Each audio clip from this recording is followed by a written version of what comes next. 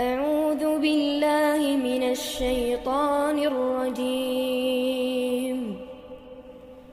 بسم الله الرحمن الرحيم السلام عليكم ورحمة الله وبركاته. إن الحمد لله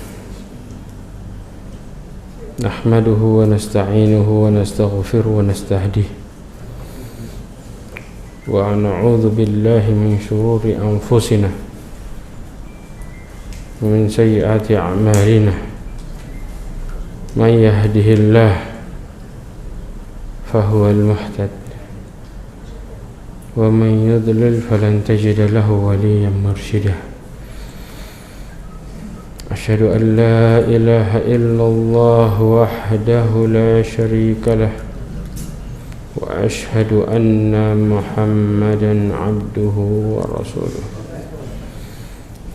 بلغ الرسالة وأدى الأمانة ونصح الأمة وتركها على محجة البيضاء ليلها كنهارها لا يزيغ عنها إلا هالك. Amma ba'd. Ma'asyiral mu'minin rahimani wa rahimakumullahu jami'ah. Alhamdulillah, kita bersyukur kepada Allah Subhanahu wa ta'ala dengan segala nikmatnya, inayahnya serta hidayahnya kita bisa berkumpul di tempat ini, di tempat yang Allah muliakan, di tempat yang Allah Subhanahu wa ta'ala menginginkan kita untuk membersihkan diri kita dari dosa-dosa.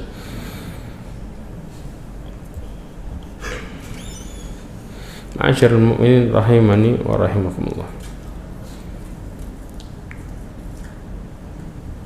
Salawat serta salam kepada Nabi Muhammad sallallahu alaihi wasallam, khairul anbiya'i wal mursalin, sebaik-baik nabi dan sebaik-baik rasul. Perlu diingat, Rasulullah Sallallahu Alaihi Wasallam memotivasi para sahabatnya untuk berhati-hati terhadap perkara dosa. Sampai salah seorang di antara mereka mengatakan, dahulu ketika kami hidup bersama Rasulullah SAW, kami melihat dosa kecil seakan-akan kami melakukannya sebagai dosa besar. Kenapa? Karena rasa takut mereka kepada Allah Subhanahu Wa Ta'ala. Di balik seringnya Rasulullah memberikan mereka peringatan-peringatan dalam hidup. Ada dosa yang gak terasa, tapi dosa ini fatal. Apa itu? Yaitu riya. Maka pembahasan kita hari ini, riya merupakan bentuk kemunafikan. Ini yang dikatakan oleh siapa? Oleh Al-Imam Ad-Dhahabi, menjelaskan tentang masalah riya masuk ke dalam dosa besar yang ke-33 dengan mengatakan riya termasuk dalam kemunafikan, karena riya punya kaitan besar terhadap ciri-ciri orang munafik secara jelas. Maka kemudian sebelum kita bahas ini, ingat riya itu ada dua jenis. Ada al-khafi yang tersembunyi, ada yang khalis, murni. Kalau yang tersembunyi artinya kita di awal melakukan karena Allah, kemudian muncul pandangan orang, maka kemudian kita mulai memperbagusi amalan karena dilihat oleh orang. Maka kita mencampur adukkan niat kita karena Allah dengan riya tadi ini. Maka ini yang disebut dengan tersembunyi. Tapi ingat, dalam posisi ini memang ini disebut syirik kecil, tapi tidak dengan yang murni. Bahkan Syekh Abdul Razak menjelaskan tentang masalah bab ini, riya'un khalis. Riya' khalis itu riya' yang murni, dia sholat murni karena manusia, dia melakukan sesuatu murni karena manusia, atau melakukan sesuatu karena sebuah keuntungan, ya. Artinya dia melihat ini sebuah riya', maka riya ini masuk ke dalam kategori dosa besar dan dia bisa keluar dari agamanya karena ini. Jelas? Yang dia harus lakukan karena Allah, dia murni lakukan karena manusia. dari awal niatnya, dari awal dia sudah jelas, maka dikatakan ini yang mengeluarkan seorang dari agamanya, dan ini masuk ke dalam kategori syirik besar, syirkul akbar.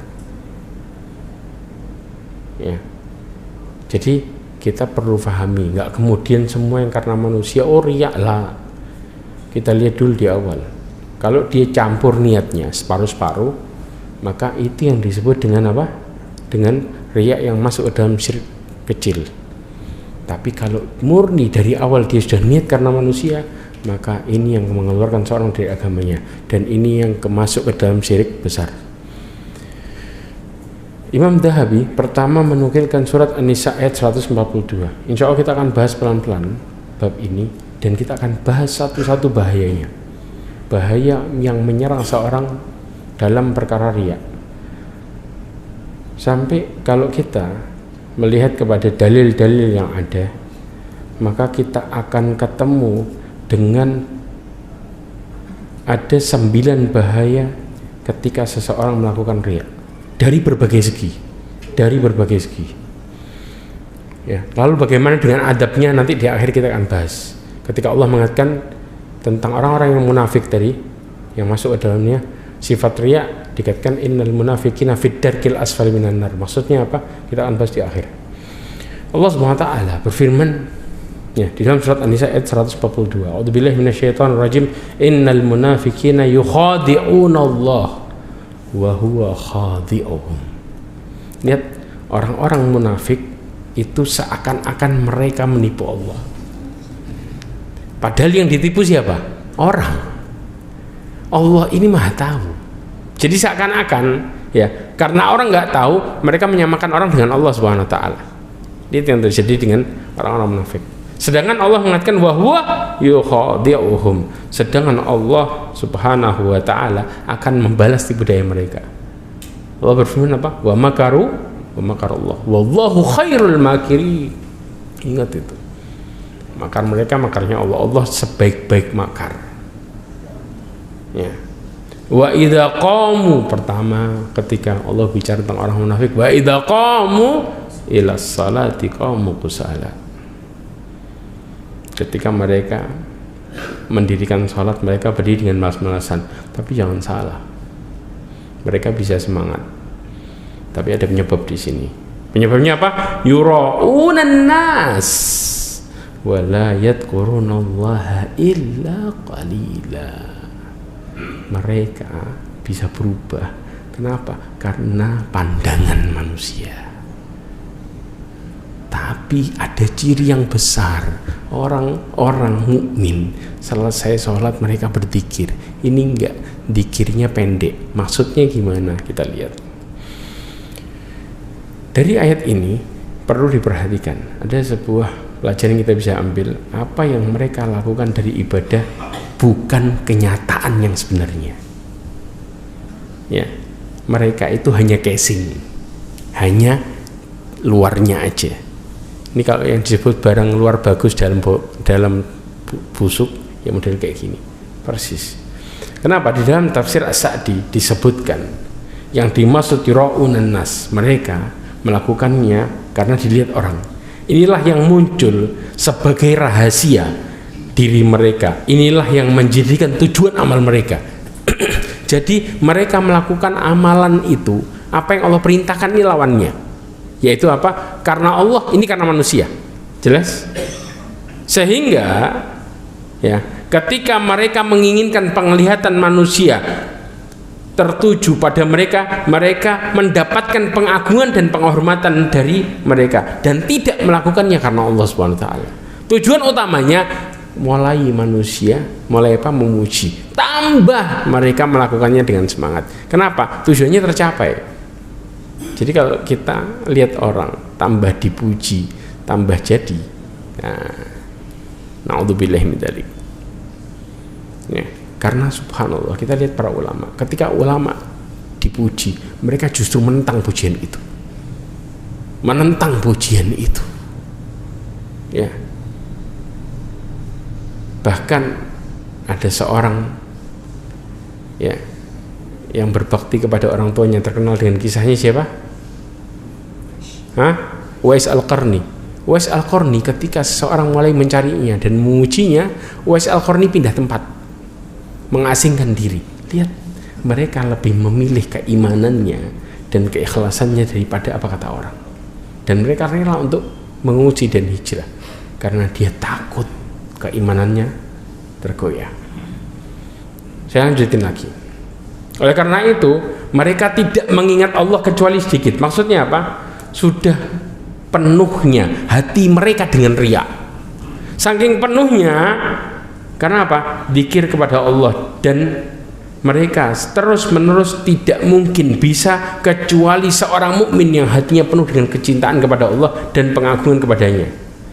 Bahkan Ibnu Katsir menguatkan lagi yang dimaksud qamu ila salati, ketika mereka mendirikan wa idza qamu ila salati qamu qusala, maksudnya apa? Yaitu gambaran orang munafik melakukan amal yang paling mulia, yaitu sholat. Mereka mendirikan sholat, mereka berdiri dengan penuh kemalasan karena tidak ada niat dan iman bagi mereka untuk melakukannya. Sampai Al-Imam Ibnu Murdawayh mengatakan dari Abdullah bin Abbas, makruh bagi seorang berdiri untuk sholat dengan sikap malas, melainkan ia harus bangkit untuk menunaikannya dengan wajah berseri-seri dan hasrat yang besar dan sangat gembira, karena sesungguhnya dia akan bermunajat kepada Allah Subhanahu wa ta'ala, dan sesungguhnya Allah berada di hadapannya dan memberikan ampunan kepadanya jika dia berdoa kepadanya. Jadi kalau orang sholat wajahnya cemberut, apa hukumnya? Kata Ibnu Abbas, makruh, Allah benci sama dia. Kebayang nggak? Sholat dalam posisi kayak gini kemudian dibenci. Niatnya kita berharap sesuatu tapi malah ketolak. Ini yang terjadi. Ya, dan ini dijelaskan oleh tafsir Ibnu Katsir ketika Ibnu Abbas membacakan surat An-Nisa ayat 142. Kemudian juga, kenapa orang-orang munafik berdiri dalam posisi bermalas-malasan dan mereka berzikir sedikit, sampai dikatakan ya bahwa sesungguhnya orang-orang munafik ketika mereka menegakkan sholat, ya mereka menegakkan dalam posisi kepepet, dipepet sholatnya. Jadi contoh nih, ketika mereka menegakkan sholat duhur mau habis asarnya mau habis, maka Allah SWT mengatakan apa? Mereka berzikir kepada Allah dalam zikir yang sedikit, karena setelahnya masuk sholat berikutnya, ya. Dan ini dikatakan oleh Ibnu Katsir, ya, dalam sholat mereka wala yadhkurunallaha illa qalila. Ibnu Katsir mengatakan dalam sholat mereka tidak khusyuk mengerjakannya, satu, tidak mengetahui apa yang diucapkannya, dua, jadi setiap perkataannya nggak sadar, kayak orang hafal Al-Fatihah di luar kepala, ngomong baca Al-Fatihah sambil mikirin yang lain.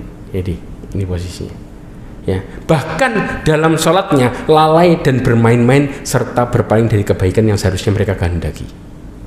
Tiga, tahu maksudnya bermain-main? Jadi sholat iya, maksiat iya. Ini yang terjadi. Padahal Allah SWT mengatakan apa? Allah Subhanahu wa ta'ala mengatakan inna salata tanha anil fahsya'i wal munkar. Jadi kalau yang mau tanya, ya, mengatakan, loh kenapa ya saya sholat iya kok maksiat iya? Nah, hati-hati. Orang-orang munafik sholatnya tidak berefek sama sekali, makanya kemudian mereka melihat sholatnya hanya sebagai apa? Sebagai rutinitas supaya orang lihat dia jadi orang baik, selesai. Na'udzubillahi min dzalik.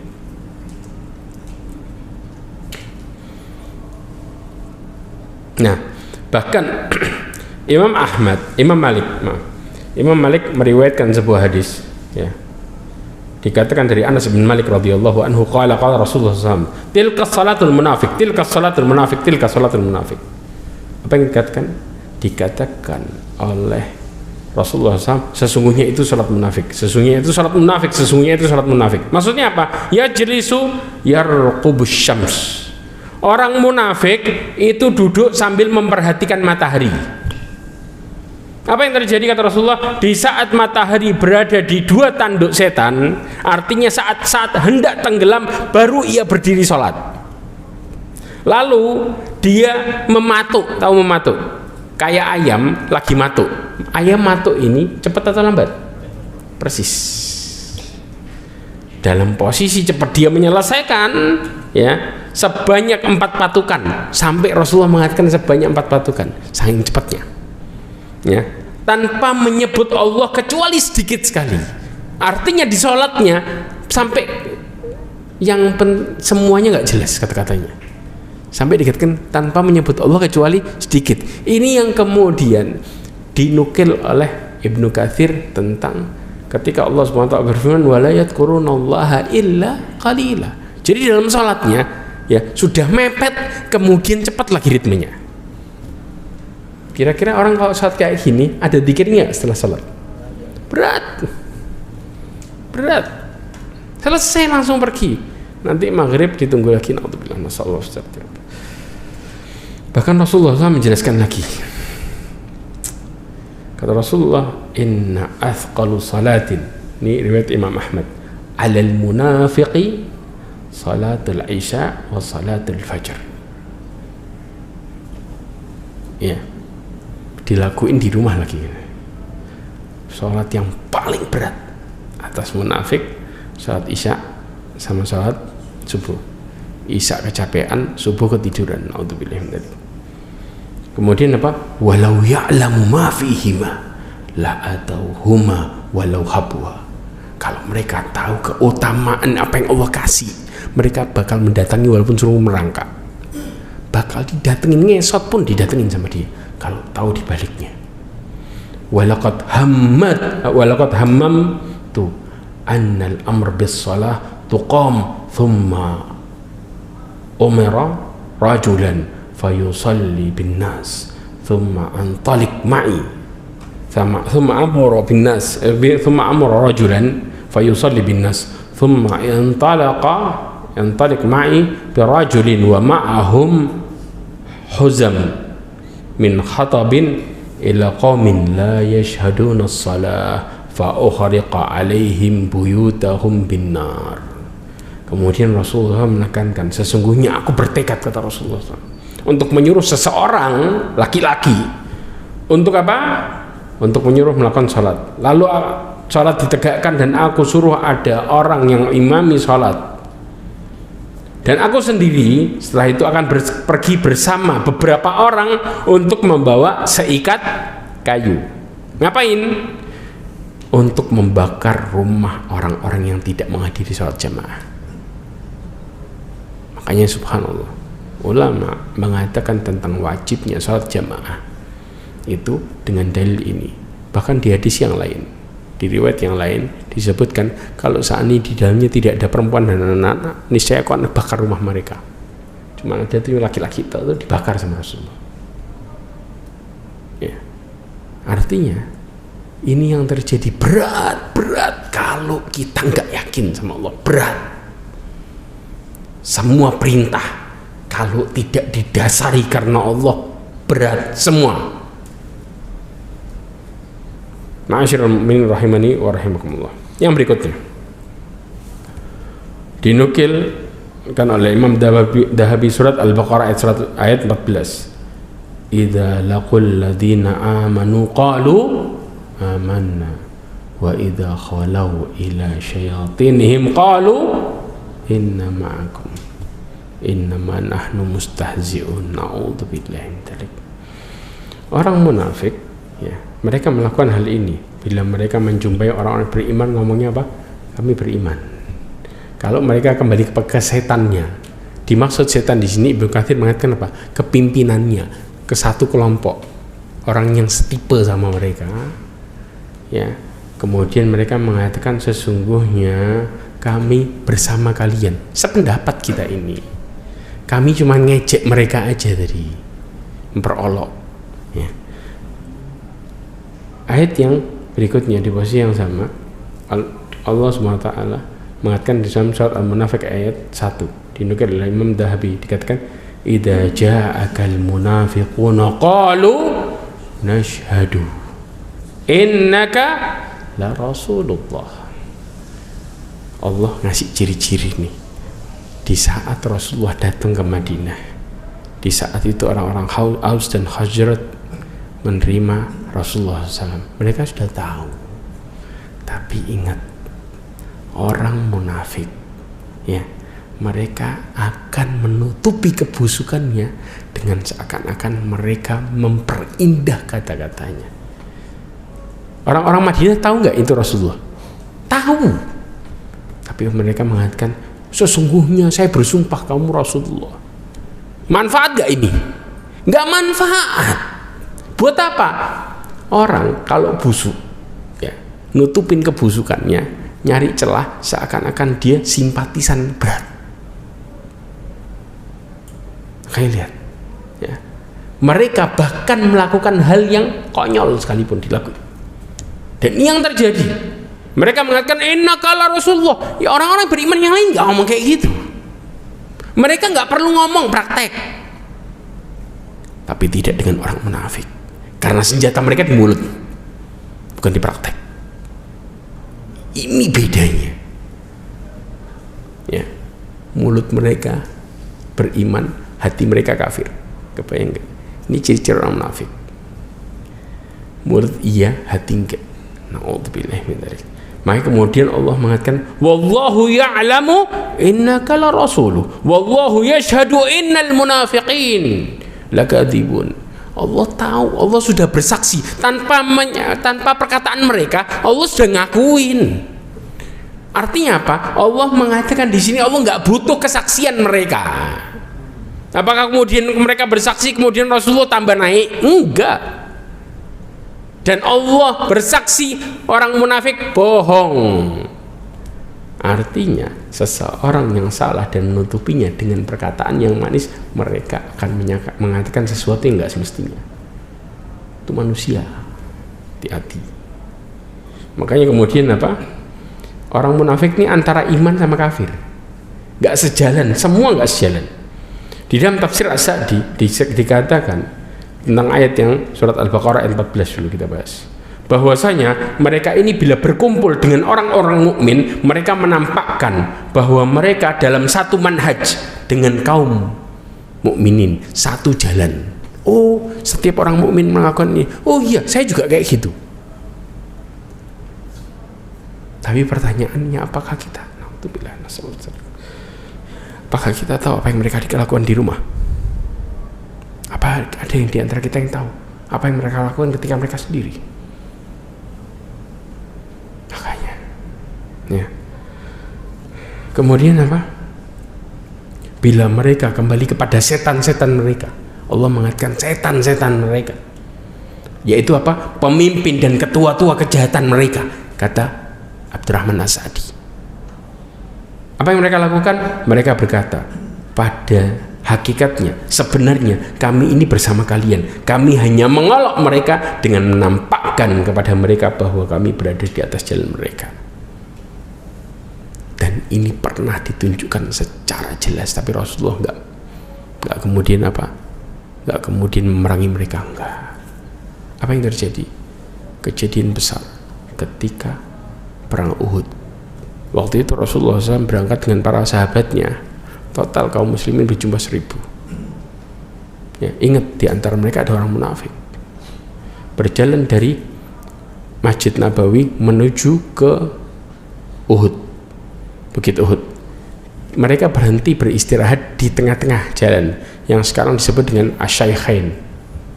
Ya, ketika berhenti di situ, ya, sebelum hari Jumat, hari Kamisnya terjadi pemusyawarahan. Musyawarah di mana Rasulullah SAW menginginkan perang terjadi di dalam kota. Rasulullah berpendapat, makanya Rasulullah ambil musyawarah. Ini bukan berkaitan dengan wahyu, ya. Makanya Rasulullah musyawarah. Kemudian para sahabat kebanyakan mereka pindah, kita ngakukan di luar kota aja. Akhirnya Rasulullah ngikutin pendapat yang banyak dengan musyawarah yang ada. Sudah diputuskan, Rasulullah mengiyakan. Ini jeleknya orang munafik. Begitu sampai di tempat Syaikhain, kejadian kemarin diungkit lagi sama dia dengan mengatakan, kami gak jadi maju, kami takut kualat, istilahnya gitu. Kenapa? Karena kalian menyelisihi perkataan Rasulullah yang mengatakan Rasulullah kepingin di dalam kota. Maka kalau nanti kalah ini, kami nggak berani apa-apa. Mereka mundur 300, dipimpin oleh Abdullah bin Ubay bin Salul. Kita bisa bayangin kan? Tapi ingat, orang mukmin yang murni, mereka itu melakukan bukan karena jumlah, mereka melakukan bukan karena amunisi dan lain sebagainya, apa yang dilihat oleh mata. Mereka melakukan karena hati mereka digantungkan sama Allah. Makanya Allah berfirman, innan nasa qad jama'u lakum fahsyauhum. Sesungguhnya manusia telah apa? Telah berkumpul untuk menyerang kalian. Takutlah kalian. Kalau kita ngelihat jumlah, ngelihat amunisi, kalah semua. Para orang-orang Quraisy saat itu dengan kudanya yang begitu banyak 200. Sekarang kayak pakai tank. Dengan senjatanya yang lengkap. Ini enggak, para sahabat kadang-kadang perang dengan seadanya. Ada yang bawa pisau dapur, ada yang bawa apa? Serius. Subhanallah. Tapi mereka mengatakan, Allah mengatakan apa? Fazadahum imana. Imannya naik. Ditakutin, tambah jadi. Wa qalu hasbunallah wa ni'mal wakil. Senjatanya itu lebih dahsyat daripada bawa senjata lengkap. Makanya kemudian Syekh Abdurrahman As-Sa'di mengatakan, ya, sehingga mereka bisa menjadi generasi yang terbaik mengalahkan generasi pertama sampai yang terakhir. Kita bisa bayangkan coba. Maka maju, muncul kata-kata mereka, kami fi'atin qalilatin ghalabat fi'atan katsiratan biidznillah. Jelas di sini, makanya bedanya jauh. Yang satu mengandalkan lihat senjata dan lain sebagainya dengan berbagai alasan mereka kepingin mundur. Makanya ketika Rasulullah perang, mereka nggak ikut perang, mereka mengajukan alasan tiap hari, tiap ada perang, dan Rasulullah menerima alasan itu karena Rasulullah tahu mereka orang munafik. Jelas? Ya.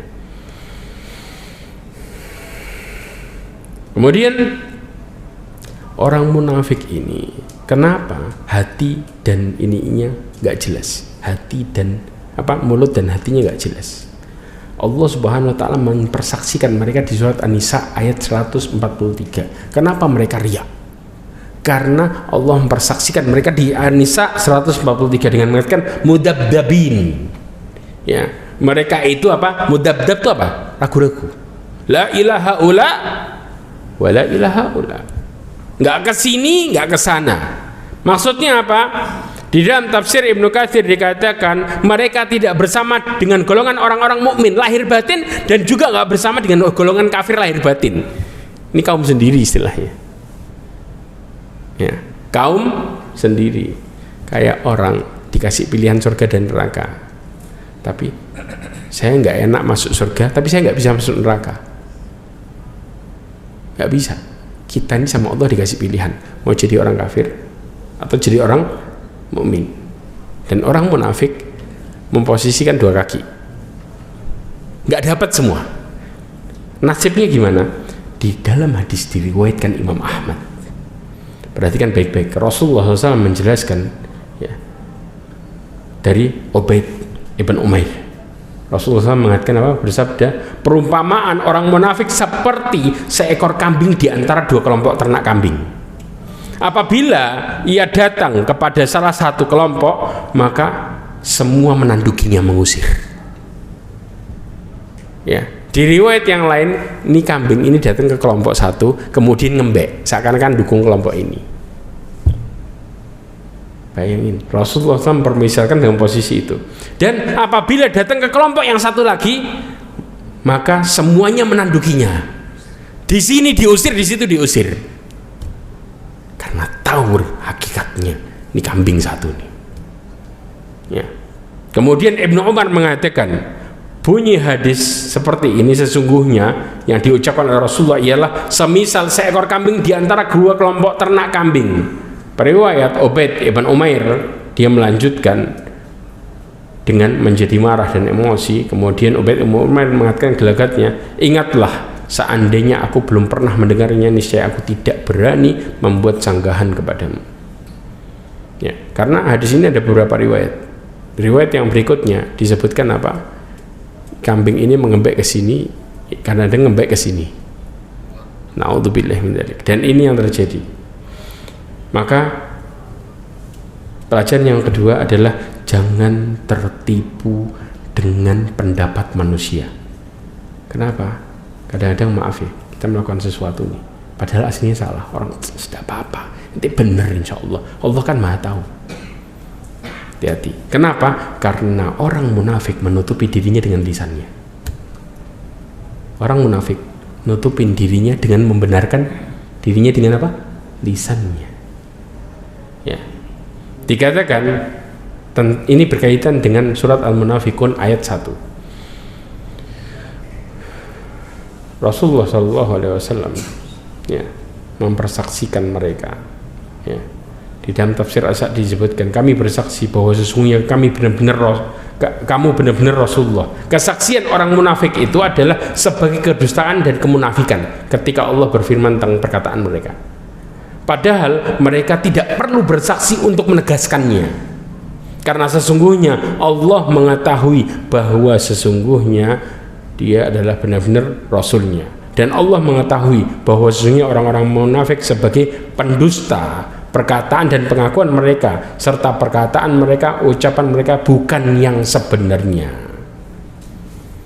Bahkan ditegaskan di surat Munafik ayat 2 dikatakan mereka itu menjadikan sumpah mereka, subhanallah, untuk supaya perkataannya benar, ya, supaya pandangan manusia berubah. Makanya dilihatnya, hati-hati, pandangan manusia berubah. Apa yang terjadi? Mereka rela mengatakan wallahi, karena Allah Subhanahu wa taala berfirman, ittakhadhu aymanahum junnatan fasaddu an sabilillah. Mereka menjadikan sumpah mereka sebagai tameng, senjata, biar kelihatan benar, lalu tujuan mereka menghalangi manusia berjalan dari jalan Allah Subhanahu wa taala. Maka kemudian mereka melindungi diri dengan sumpah palsu, lagi berdosa, agar lawan bicara mereka percaya kepada apa yang mereka katakan. Ini disebutkan di dalam tafsir Ibnu Katsir. Ma'asyiral mu'minin rahimani wa rahimakumullah. Dari tentang perkara riya ini, Rasulullah SAW menegaskan tentang ciri-ciri orang munafik secara jelas. Dalam hadis riwayat Imam Ahmad dari Abu Hurairah radhiyallahu anhu, bahwasanya Rasulullah SAW bersabda, sesungguhnya orang munafik itu mempunyai ciri-ciri khas yang diketahui, yaitu salam penghormatan mereka berupa laknat, 1. Kemudian makanan mereka hasil rampokan, 2. Ghanimah, harta peperangan mereka adalah hasil penggelapan, 3. Mereka tidak mendekati masjid-masjid melainkan menjauhinya. Rumah mereka dekat di masjid, tapi sholatnya di mana? Di rumah. 5. Mereka tidak mendatangi sholat kecuali paling belakang. Ya. 6. Mereka bersikap sombong dan tidak bersikap rukun dan tidak pula bersikap simpatik. Dan yang ke-7, mereka di malam hari seperti bongkahan kayu. Ngapain bongkahan kayu? Hah? Kayu ini tegak lurus, ngapain? Tidur, nggak gerak, ya ada itu. Tapi di siang hari mereka membuat kegaduhan. Begitu siang, kenapa? Kelihatan masalahnya. Nah ini jadi kelihatan. Kalau kelihatan ngapain? Maka gesit. Karena orang ngelihat, oh ini bener apa enggak? Oh soleh nih. Begitu malam nggak kelihatan, kayak kayu sudah diem. Right. Naudzubillah min dzalik. Kemudian yang ketiga, dalil yang diambil oleh Imam Dahabi adalah surat Al-Baqarah ayat 264. Ya ayyuhalladzina amanu la tubtilus shadaqatikum bil manni wal adha kalladzi yunfiqu malahu ria'an nas. Wahai orang-orang yang beriman, janganlah engkau membatalkan sedekahmu dengan menyebut-nyebut dan menyakiti orang yang dikasih, seperti orang yang ngasih karena riya, kata Allah Subhanahu wa taala. Kenapa? Ketika mereka berharap komentar manusia. Berarti apa? Kalau ada orang, ya, maka apa yang terjadi? Ngasih, saya tadi sudah ngasih sekian, saya akan kasihan dia, makanya saya kasih banyak. Na'udzubillah min dzalik. Ciri-ciri orang-orang yang riya, mereka selalu nyebutin. Terus kalau orang yang dikasih bermasalah, maka disakitin. Ente ini sudah dikasih, nggak bersyukur, nggak berterima kasih. Paham ya? Allah mengatakan seperti, Allah mempermisalkan seperti orang yang karena manusia. Ya persis. Orang-orang karena yang melakukan karena manusia, ketika mereka bersedekah dengan dua ciri ini, ya, dengan dua ciri ini, menyebut sama nyakitin. Na'udzubillah min dzalik. Bahkan ada yang nggak ngasih, nyakitin lagi. Ya. Sekarang kita bahas tentang apa efek dari semua itu. Yang pertama, riya itu Rasulullah menjelaskan lebih berbahaya dari fitnah dajjal. Kebayang nggak? Fitnah dajjal ini disebutkan kalau dajjal itu datang, kita lebih baik lari daripada mendekat. Orang yang ngomong mendekat, enggak, saya bakal perangi, kita lebih cepat kena fitnahnya daripada kita lari. Ini lebih parah daripada fitnah dajjal. Sebagaimana Rasulullah SAW mengatakan dalam hadisnya yang diriwayatkan oleh Ibnu Majah, ya, dari Abu Sa'id Al-Khudri radhiyallahu an, hadis ini hadis hasan. Dikatakan, ala ukhbirukum bima huwa akhwafu alaikum indi min masihid dajjal. Rasulullah mengatakan, maukah engkau aku kabarkan sesuatu yang lebih tersembunyi di sisiku atas kalian daripada fitnahnya dajjal. Mereka berkata, qulna bala, tentu ya Rasulullah. Faqala syirkul khafi ayyakuma rajul yusalli fayuzayyin salatahu lima yara min nadhar rajul. Kata Rasulullah SAW, itu adalah syirik yang tersembunyi, yaitu apa? Seseorang berdiri sholat, kemudian dia memperbagus sholatnya, dia sih sampai seakan-akan sholatnya khusyuk, gara-gara seseorang ada yang ngelihat. Itu lebih parah daripada apa? Fitnah dajjal. Dua, seorang yang riya itu lebih rusak daripada dia punya kambing kemudian dimangsa serigala. Ini hartanya rusak, ya, hartanya hancur. Lebih parah dia riya daripada hartanya hancur. Paham ya? Karena disebutkan Rasulullah SAW mengatakan, mamin da'ban ja'ian, tidaklah dua serigala lapar ursila fi ghanamin bi afsadin laha min hirsil mar'i alal mar wasyarafi lidini. Dikatakan tidaklah dua serigala lapar dilepas di tengah-tengah kumpulan domba lebih merusak daripada seorang yang tamak dengan hartanya dan kemuliaan agamanya. Tahu kemuliaan? Kemuliaan gara-gara diomongin orang. Itu lebih parah. Yang ketiga, amal soleh seorang yang melakukan riya tadi akan hilang kebaikannya dan tujuan yang besar tersebut juga akan sirna ketika disertai riya. Lihat, orang yang riya pasti pelit. Dikatakan alladzina hum yura'un wa yamna'unan ma'un. Maksudnya apa? Mereka orang-orang yang riya dan mencegah untuk menolong dengan barang yang berguna. Mereka nggak bakal mau nolong orang. Kenapa? Karena hatinya keras. Kalau dikomentarin baru mau nolong. Begitu nggak ada yang komentar, nggak bakal berlaku jalan. Hati-hati. Dan ini yang terjadi. Dan bahkan orang-orang yang riya akan menghapuskan dan membatalkan amal solehnya. Semua amal solehnya batal. Sampai Rasulullah SAW mengatakan dalam sebuah hadis. Perhatikan hadisnya. Rasulullah mengatakan, inna akhwafu ma akhafu alaikum syirkul asghar riya. Aku paling takut terhadap kalian apa yang aku takutkan kepada kalian yaitu syirik kecil riya. Kenapa? Yaqulullah yaumal qiyamah. Allah akan mengatakan di hari kiamat, idza jazan nas bi a'malihim, ketika manusia dikasih balasan dengan amalnya. Apa kata-kata orang yang riya? Idhabu ilal ladzina kuntum tarauna fid dunya fanduru hal tajidu indahum jazaa. Allah langsung usir mereka.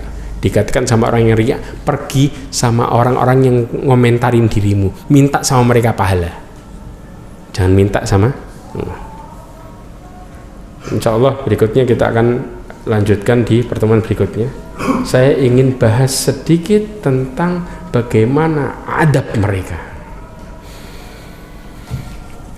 ketika Allah SWT mengatakan secara global orang munafik.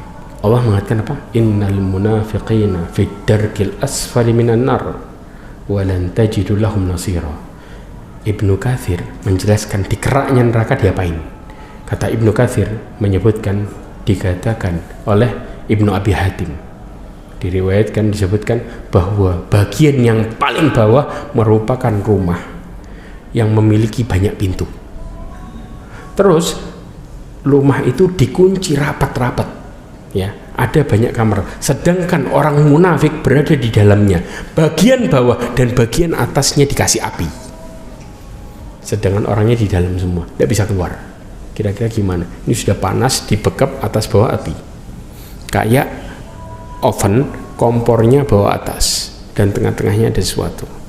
Itu yang terjadi ketika Allah mengatakan innal munafiqina fid darkil asfali minan nar.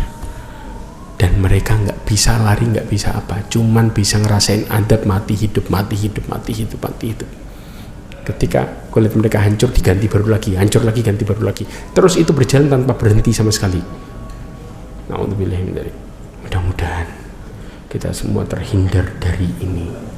Jangan pernah kita lakukan sedetik pun kita merasa bahwasanya manusia bisa membuat kebaikan kepada kita terhadap apa yang mereka katakan. Dan bahkan jangan pernah senang terhadap teman yang mudah memuji kita, sedangkan pujian yang menghancurkan niat kita kepada Allah SWT. Tapi mintalah kepada Allah perlindungan setiap datang penyakit dari perkataan orang, jangan sampai iman kita tergoyahkan sedikit pun. Mudah-mudahan Allah memberikan kita istiqomah, menguatkan keimanan kita di tengah-tengah fitnah yang ada, dan serta menutup hidup kita dan keluarga kita dengan husnul khatimah. Subhanakallahumma bihamdika asyhadu an la ilaha illa anta astaghfiruka wa atubu ilaik. Wassalamualaikum warahmatullahi wabarakatuh.